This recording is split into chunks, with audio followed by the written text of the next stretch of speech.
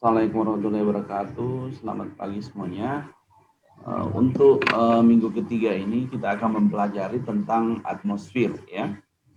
Jadi minggu kemarin kita udah mempelajari tentang cuaca dan iklim. Sekarang kita akan mempelajari bagaimana atmosfer yang ada di atas permukaan bumi. Atmosfer merupakan selimut tebal ya, dari berbagai macam gas, yaitu termasuk aerosol ya, yang air ya, yang menyelimuti seluruh permukaan bumi. Jadi gas tersebut terdiri dari udara kering ya dan uap air, sedangkan aerosol merupakan bahan yang padat yang ada di atmosfer. Jadi kalau kita ingin bercerita tentang atmosfer berarti itu adalah yang ada di atas permukaan bumi, yang menyelimuti permukaan bumi ya, yang berfungsi menutupi permukaan bumi daripada benda-benda luar angkasa ya. Kalau kita lihat dari fungsinya ya, pertama adalah dengan adanya atmosfer ini ya, bumi dia berfungsi untuk melindungi bumi terhadap pemanasan dan pendinginan yang berlebihan ya. Jadi kalau tanpa atmosfer pada siang hari kita itu bisa sampai 93 derajat Celcius karena tidak ada yang menahan cahaya matahari. Dan pada malam hari bisa mencapai pada minus 184 derajat Celcius. Coba kita pikirkan bagaimana kalau dia minus 184 derajat Celcius. Apa ini lebih dingin daripada kulkas ya? Jadi itu bisa kita rasakan bagaimana. Jadi memang dengan adanya atmosfer itu akan melindungi bumi dari segala sesuatu yang sangat ekstrim bagi bumi nanti. Kemudian dengan adanya atmosfer juga itu dia berfungsi untuk menyaring ya terhadap sinar surya dari berbagai bahaya bagi makhluk hidup, misalnya seperti sinar ultraviolet yang dapat menyebabkan kanker pada kulit ya. Kalau misalnya kita pada saat siang hari jalan-jalan baru tidak pakai pakaiannya, kemudian langsung sinar matahari itu mengenai tubuh baru ada terasa pedih, itu sinar ultraviolet.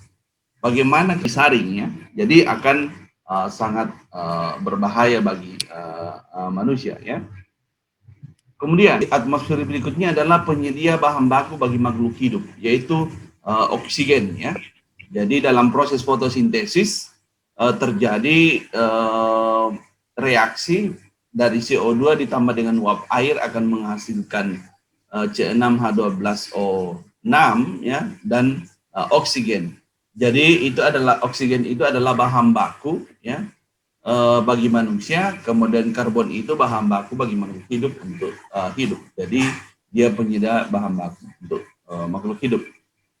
Kemudian pengaturan kelestarian mekanisme terhadap cuaca dan iklim. Jadi nanti akan kita lihat bahwa cuaca dan iklim itu terbentuknya di stratosfer ya, ini bisa kita lihat.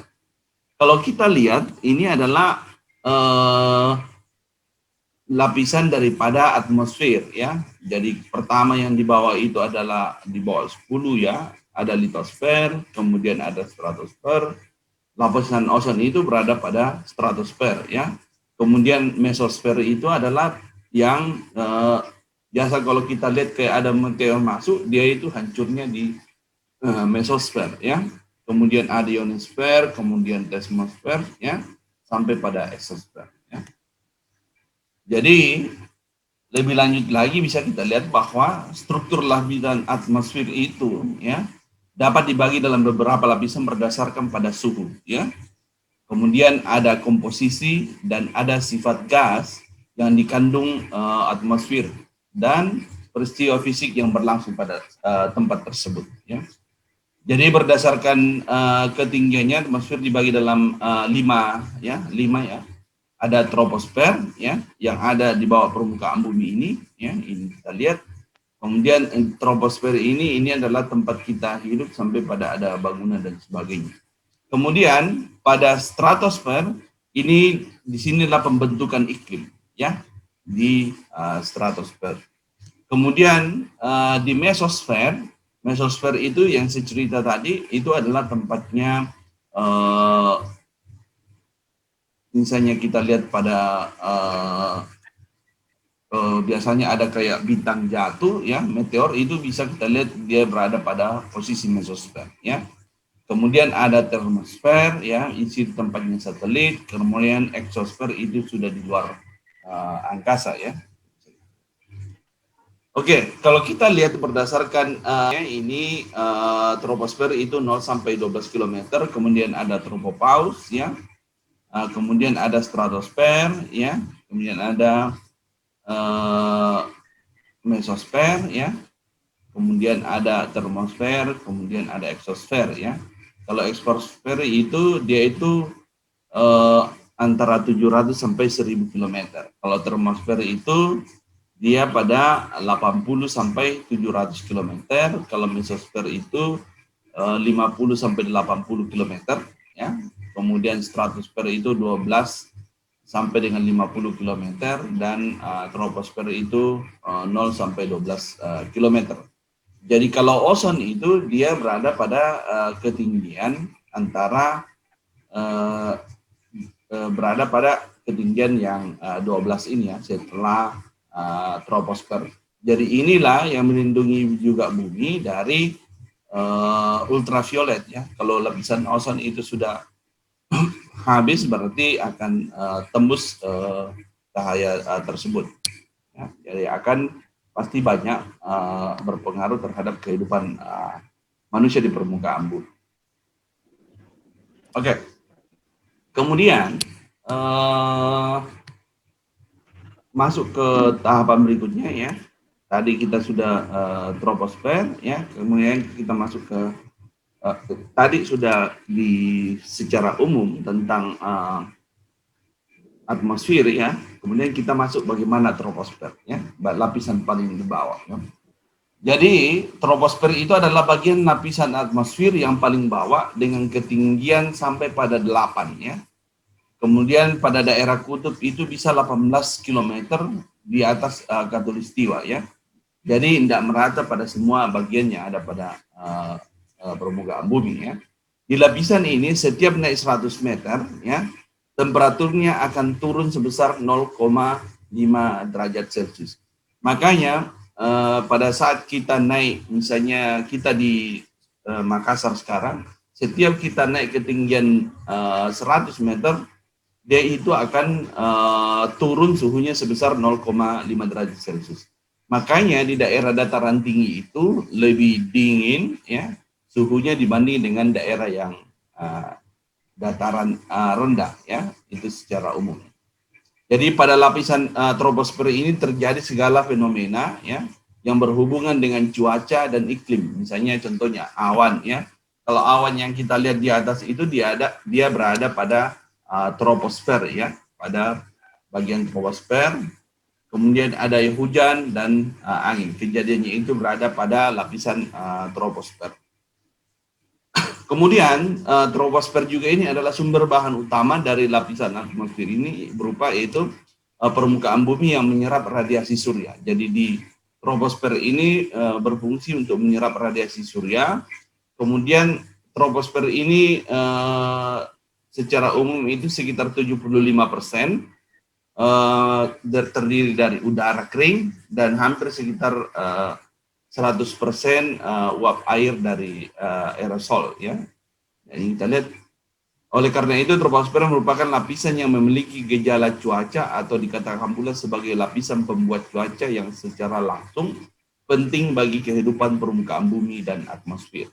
Jadi di lapisan troposfer itu adalah di situ banyak uap air ya. Jadi di situ adalah awan, terbentuknya awan dan proses terjadinya hujan ya, dan di situ juga pergerakan angin, jadi campuran dari awan kemudian adanya pergerakan angin sehingga pada suatu tempat dia menjadi berat dan menghasilkan hujan pada daerah tersebut. Tentu itu kita pelajari nanti bagaimana pergerakan angin, bagaimana pergerakan awan pada kuliah berikutnya. Kemudian lapisan troposfer itu diakhiri dengan suatu lapisan yang relatif tipis ya, yang sifatnya isotermal ya, yang biasa disebut sebagai tropopause ya. Jadi tropopause itu dia mempunyai suhu sekitar minus 60 derajat Celcius ya. Jadi kalau misalnya pesawat pada saat situ terbang, dia memang mencapai suhu demikian. Kemudian tropopause merupakan lapisan antara troposfer dengan stratosfer ya. Jadi dia sebagai membran atau bagian pemisah antara troposfer dan stratosfer yang berada di atas. Lapisan ini sedikit dibawa juga dikenal sebagai langit-langit cuaca ya, karena merupakan batas terjadinya konveksi ya atau turbulensi gerakan atmosfer. Jadi ini bisa kita lihat bahwa di stratosfer itu yang pertama yang harus kita tahu adalah di situ terjadinya tentang cuaca dan iklim. Kalau kita berbicara tentang cuaca dan iklim, berarti bagaimana atmosfer itu pada troposfernya ya. Dan itu akan berpengaruh terhadap bagaimana hujan yang terjadi, bagaimana pergerakan awan dan angin. Kemudian lapisan berikutnya, jadi kita sudah ada troposfer, kemudian ada tropopause ya. Jadi kalau di stratosfer ini juga biasanya masih ada pesawat ya yang terbang di atas, ini bisa kita lihat. Kemudian masih ada balon udara ya. Jadi di dalam stratosfer, kalau kita lihat juga setelah ada tropopause, kemudian itu stratosfer, kemudian pada saat masuk juga ke mesosfer, di situ ada juga tropopause ya. Jadi kalau dilihat gambaran ini, stratosfer itu berada di antara ketinggian 10 km sampai dengan 50 km di atas permukaan laut ya ketinggiannya. Jadi lapisan stratosfer ini merupakan salah satu lapisan di atmosfer bumi yang berada setelah troposfer ya. Jadi lapisan troposfer ini merupakan lapisan yang berada pada urutan kedua ya. Ada troposfer, kemudian ada stratosfer ya. Bila diukur jaraknya, kita kira udah lihat tadi bahwa 10 sampai dengan 50 km di atas permukaan laut. Tapi di daerah kutub stratosfer bisa ditemukan mulai pada jarak 8 km dari permukaan bumi. Jadi dia bisa lebih rendah dari itu. Jadi seperti digambarkan tadi, jadi ini adalah stratosfer bawah ya, 12 sampai 20 ya. Kemudian ada stratosfer tengah 20 sampai dengan 35, kemudian ada stratosfer atas itu 35 sampai dengan 50 sebelum masuk ke dalam tropopause ya. Kalau dia di stratosfer bawah ini adalah lapisannya isotermal ya, sebagai lapisan isotermal. Kemudian kalau dia pada stratosfer tengah, dia itu sebagai lapisan inversi suhu ya, untuk inversi suhu. Kemudian pada stratosfer atas itu sebagai lapisan inversi suhu yang kuat ya. Jadi disinilah sebenarnya kejadian-kejadian alam itu terjadi ya. Bisa kita lihat bagaimana ozon ya, bagaimana ozon itu menahan sinar ultraviolet supaya tidak terlalu banyak sinar ultraviolet yang masuk ke dalam permukaan bumi ya. Kalau kita lihat di sini bagaimana proses terbentuknya ozon pada stratosfer, yaitu secara alami ozon itu diproduksi oleh stratosfer melalui dua langkah ya. Langkah yang pertama yaitu sinar ultraviolet matahari memecah molekul oksigen ya, dan menghasilkan dua buah atom oksigen ya. Kalau ini bisa kita lihat, ini gambarnya di bawah, jadi menjadi dua ditambah dengan ultraviolet daripada matahari ini ya, ini dijakan kemudian sehingga menghasilkan satu oksigen ya, tambah satu oksigen tambah satu oksigen. Kemudian pada langkah kedua atom oksigen tersebut bergerak ya dan berbenturan dengan molekul oksigen lainnya yang menghasilkan molekul ozon. Jadi dia bergerak ya, ini bergerak kemudian dia berikat menjadi O3 ya. Ozon itu adalah O3 ya. Dalam proses ada 3 buah yang bereaksi menghasilkan 2 buah ozon. Ini ada yang 2 buah ozon. Dan pada reaksi berikutnya dia akan menghasilkan O3 ya. Kalau dia reaksinya ini ya 3O2 ya. Reaksi bola balinya 2O2 ditambah dengan 2O ya akan menghasilkan 2O3 ya. Jadi ini yang dulunya oksigen ini ada 3 bagian ya. Kemudian dia terpecah dari ini menjadi 2O2 ditambah dengan 2O akan menghasilkan 2 ozon ya. Kemudian di sini bisa kita lihat bahwa dalam proses terjadinya berada pada lapisan ini ya. Jadi ozon ini ya pada lapisan atmosfer dia itu banyak menyerap sinar ultraviolet ya, sinar ultraviolet yang bersumber dari matahari ya. Jadi O3 inilah yang berfungsi untuk menahan sinar ultraviolet yang masuk ke dalam permukaan bumi, dan inilah yang berfungsi dan bermanfaat bagi manusia ya. Kemudian di samping itu juga ternyata dia ada ozon yang jelek ya. Kenapa dia jelek? Karena dia memantulkan kembali daripada sinar panas ya, sehingga bumi ini juga ada mengalami pemanasan ya. Jadi ini bisa kita lihat pada ketinggian 20 km di sini ada ultraviolet yang jelek ya. Tetapi di bawahnya lagi di troposfer itu ada lagi lapisan ozon ya, yaitu pada ozon pada bagian tengah troposfer ya, yaitu yang mengurai polusi ya, oksigen dan sebagainya, dia mengurai itu ya. Tapi kalau dia terlalu berlebihan mungkin tidak mampu lagi. Makanya nanti kita akan belajar lagi tentang bagaimana efek rumah kaca itu terjadi ya. Oke. Kemudian setelah kita tadi di atmosfer ya, sekarang kita masuk pada lapisan berikutnya. Jadi kita sudah troposfer, ada stratosfer. Kalau troposfer tadi itu dia tempat terjadinya cuaca dan sebagainya. Stratosfer itu di situ adalah terbentuknya ozon yang berfungsi untuk melindungi bumi daripada sinar ultraviolet ya. Kemudian kita masuk pada mesosfer.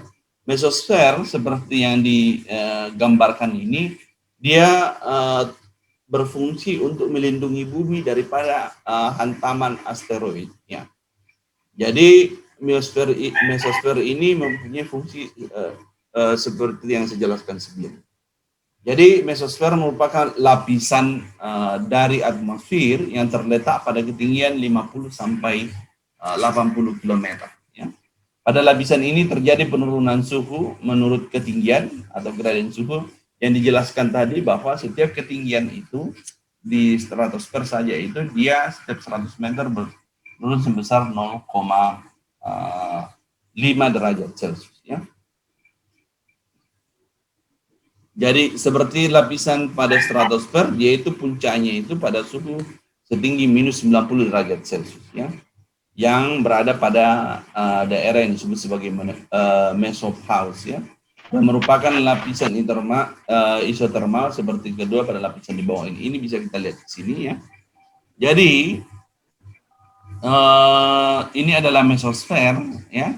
Kemudian kalau nuklir juga kalau dia roket dia akan naik ke sini ya, akan melewati ini. Kemudian kalau ada hantaman daripada meteor-meteor, dia berada di bagian ini ya. Jadi berada pada ketinggian 50 sampai dengan 80 km ya. Ini bisa kita lihat. Jadi pada lapisan ini terjadi penguraian molekul oksigen menjadi atom-atom oksigen ya. Jadi dari O2 menjadi atom-atom oksigen saja ya, berpisah, yang pada akhirnya akan menghasilkan molekul O3 ya. Jadi dia juga menghasilkan ozon di sini ya. Proses ionisasi berlapisan atas dan lapisan ini terbuka terhadap sinar ultraviolet. Setelah O3 terbentuk, kemudian akan turun ke lapisan stratosfer. Jadi pembentukan O3 itu dia mulai dari lapisan mesosfer ya. Kemudian akan turun ke lapisan stratosfer terutama pada ketinggian 15 sampai 35 km. Jadi kalau dia itu dia berada di antara ini untuk ini. Oke. Itu kita udah pada lapisan mesosfer. Sekarang lapisan berikutnya pada permukaan bumi adalah lapisan daripada termosfer. Saya coba. Oke, lapisan termosfer ya. Jadi pada lapisan keempat ini ya, ini bisa kita lihat misalnya berada pada waktu musim semi di daerah kutub ya, ini digambarkan di Kanada. Ini tentang bagaimana warna alam yang kita lihat. Jadi dengan melihat ini bisa kita tahu bahwa itu adalah bagian daripada lapisan bumi ya, atmosfer, yaitu pada dia berada pada lapisan termosfer. Ya. Jadi termosfer itu merupakan lapisan keempat dari atmosfer yang terletak pada ketinggian 80 sampai 100 km ya. Tetapi berakhirnya lapisan ini banyak pendapat lainnya menyatakan bahwa bisa sampai pada ketinggian 250 km bahkan sampai pada 500 ya. Di atas 100 atmosfer sangat dipengaruhi oleh sinar X ya, 100 km dan radiasi ultraviolet dari surya menghasilkan ionisasi ya. Dalam proses ini terjadi ion positif dan elektron bebas yang bermuatan negatif.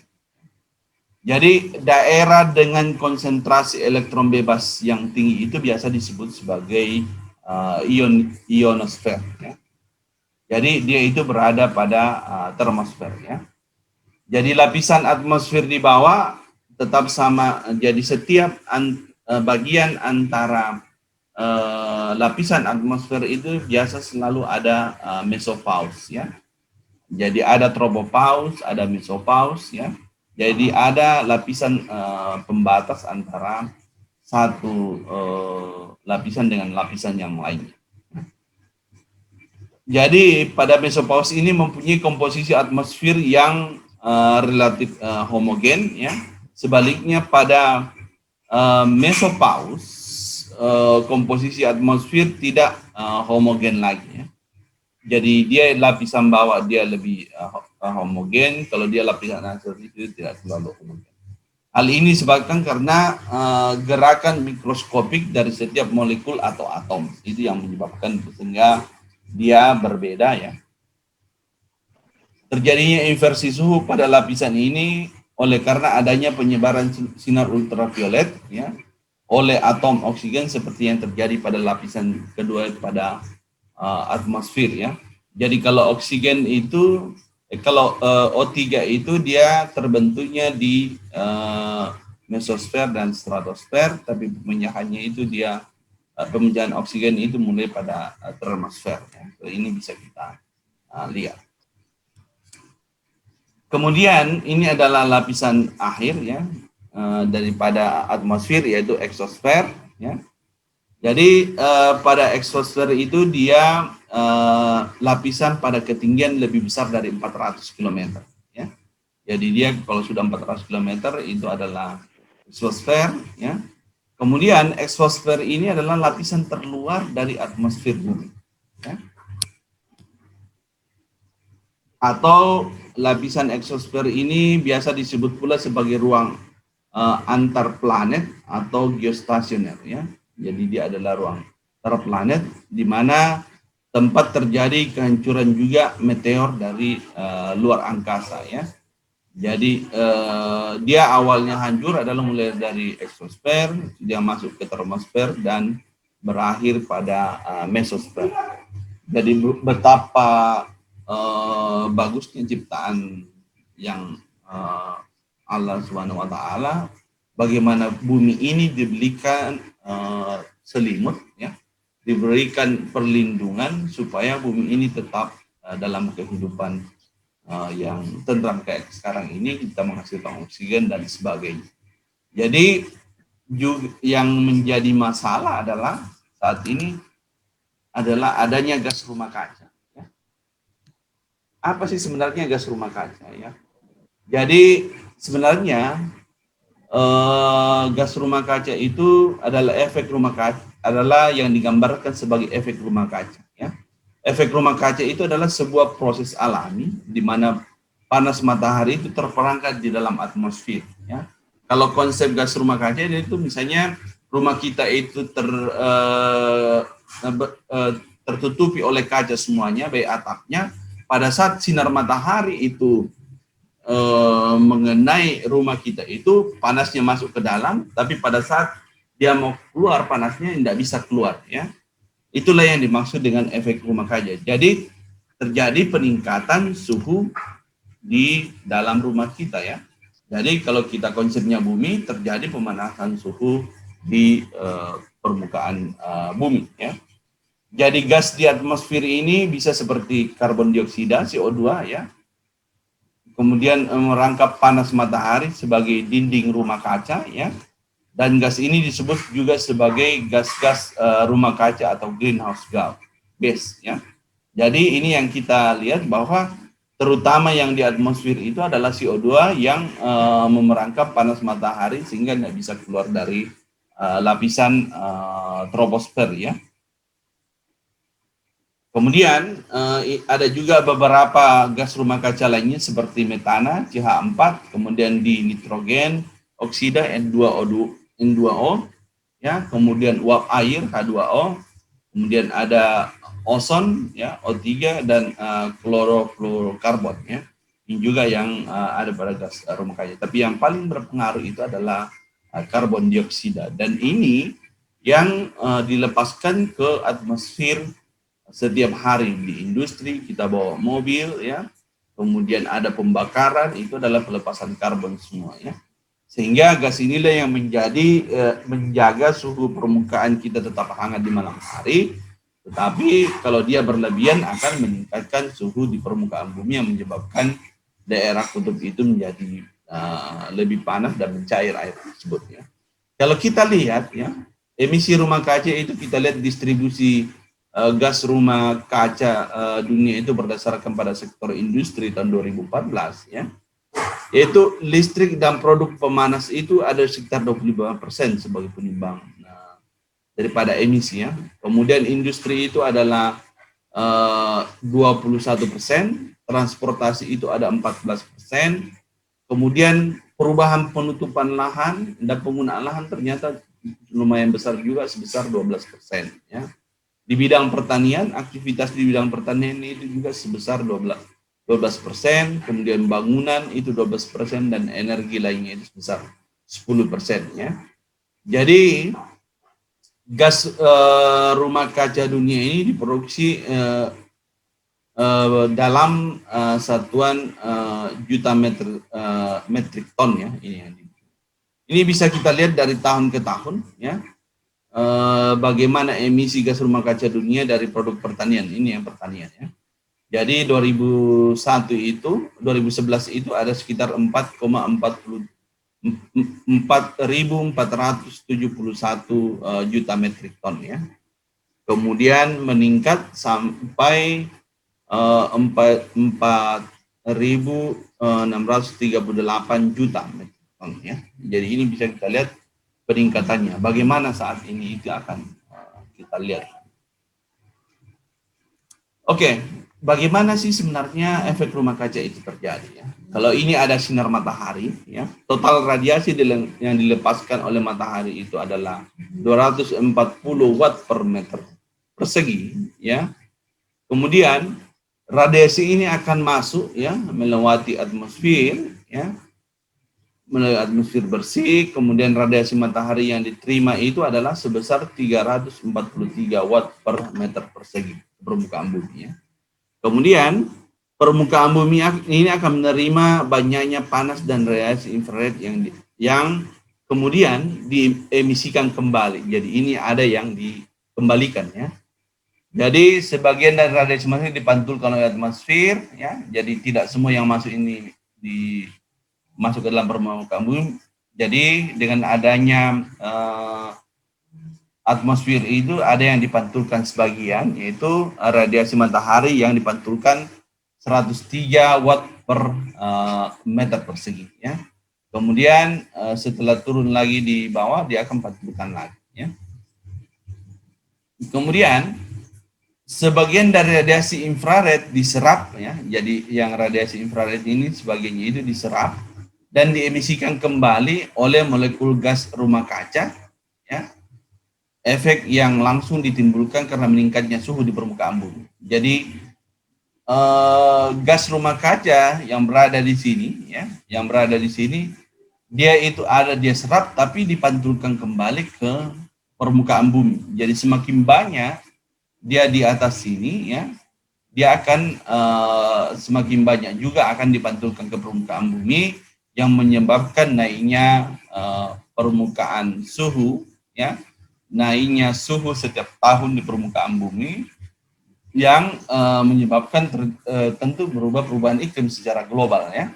Dulunya mungkinnya rata-rata di 28, tiba-tiba berubah setiap tahunnya akan naik bisa saja 1 derajat. Jadi bisa saja sampai 30 karena adanya efek daripada semakin banyaknya gas yang fungsinya kayak gas rumah kaca yang akan memantulkan kembali ya radiasi daripada sinar matahari yang harusnya keluar ya.